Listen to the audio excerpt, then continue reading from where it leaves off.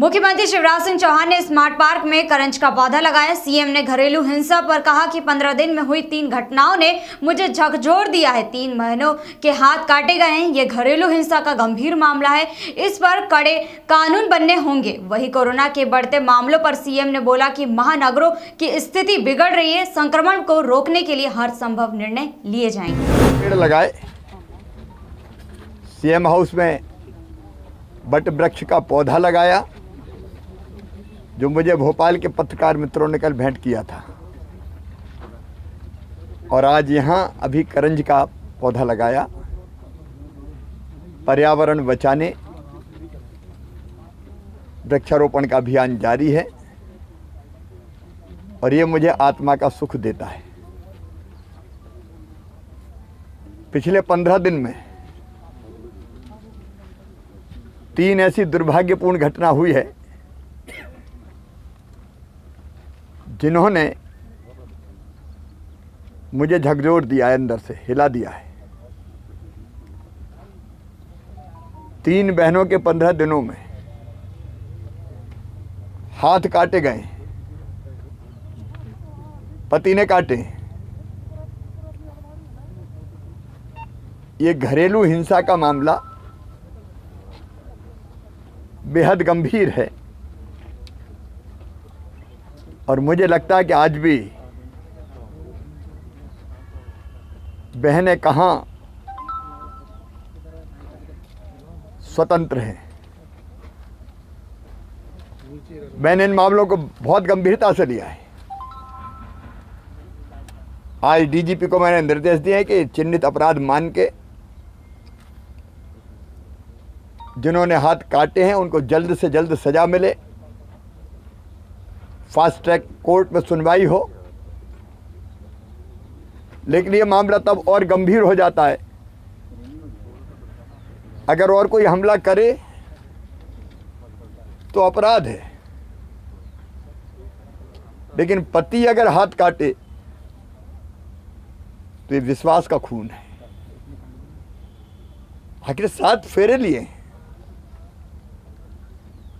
जन्म जन्म का साथ निभाने की कसमें खाई है, और घर से ले जाओ जंगल में लकड़ी बीनने और हाथ काट दो। ये साधारण अपराध नहीं है, ये भयंकरतम अपराध है। और इसलिए इसको केवल 307 का मामला नहीं माना जा सकता।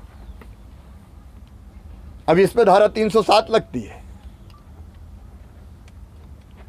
लेकिन घरेलू हिंसा के इस जघन्य मामले पर आज मैंने निर्देश दिए कि और कड़ा कानून बनाया जाए। मैं साधारण अपराधों की तरह ऐसे मामले नहीं ले सकता। और आज मध्य प्रदेश में मैं अपील भी करना चाहता हूं कि हम मध्ययुगीन बर्बर युग में जी रहे हैं। पति की मर्जी आए और पत्नी के हाथ काट दे, ये हो नहीं सकता। इसलिए घरेलू हिंसा के खिलाफ एक जनजागरण का अभियान भी चले, ये भी मैंने सोचा है।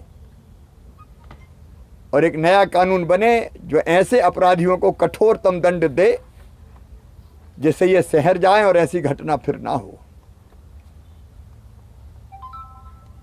कोरोना का संक्रमण लगातार बढ़ रहा है।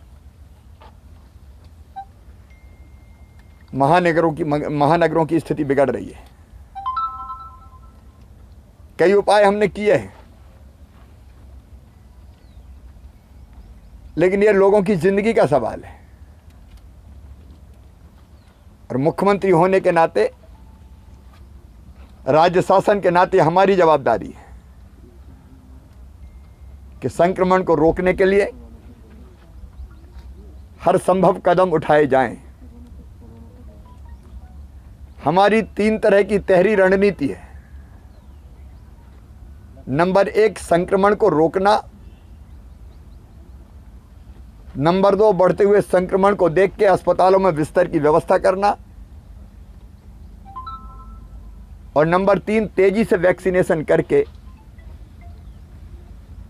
इस महामारी के संकट को कम से कम करना। आज शाम को मैं कोरोना पर फिर बैठक कर रहा हूं खजुराहो से आने के बाद। मैंने पहले ही कहा है कि पूरी तरह से लॉकडाउन अर्थव्यवस्था को ध्वस्त करता है, लोगों को बेरोजगार करता है। हम उससे प्रदेश को बचाना चाहते हैं, लेकिन लोगों की जिंदगी भी हमें बचाना है, महामारी पर नियंत्रण पाना है। और इसलिए यह आपद धर्म है और सारे धर्म इसकी इजाजत देते हैं कि आपातकाल में कुछ मर्यादाएं रखनी पड़ती है। इसलिए त्योहार मनाने के मामले में भी मैं अपील भी करता हूं कि हम घर पर त्योहार बनाएं। घर पर मनाए जा सकते हैं,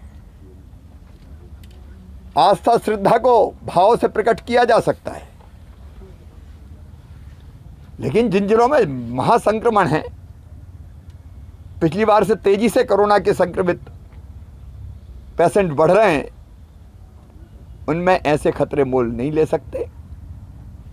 इसलिए जरूरत पड़ी तो आपद धर्म का पालन करेंगे। मैं फिर अपील करता हूं, मास्क, सोशल डिस्टेंसिंग और हाथ साफ रहें, यही उपाय संक्रमण को रोकने के लिए। चौथा, वैक्सीनेशन। मास्क वायरस को शरीर में जाने से रोकता है, हम बच जाते हैं मास्क से। सोशल डिस्टेंसिंग अगर हम बनाते हैं तो दूसरे का वायरस हमारे ऊपर नहीं आएगा और हम कैरियर नहीं बनेंगे। नहीं तो हम तो बच गए मास्क लगा के, लेकिन हम चिपक के खड़े हैं, दूसरे का वायरस हमारे शरीर पे आ गया, हम किसी तीसरे को पहुंचा देंगे। हमको कैरियर नहीं बनना है, इसलिए डिस्टेंसिंग और सैनिटाइजर इस वायरस को मारता है। और इसलिए ये तीनों उपाय जरूरी है और इसी को ध्यान में रखते हुए फैसले किए जाएंगे। आज शाम को हम फैसले करेंगे। खबरों में बने रहने के लिए ग्रामीण भारत टीवी को सब्सक्राइब कीजिए और बेल आइकॉन दबाना ना भूलें।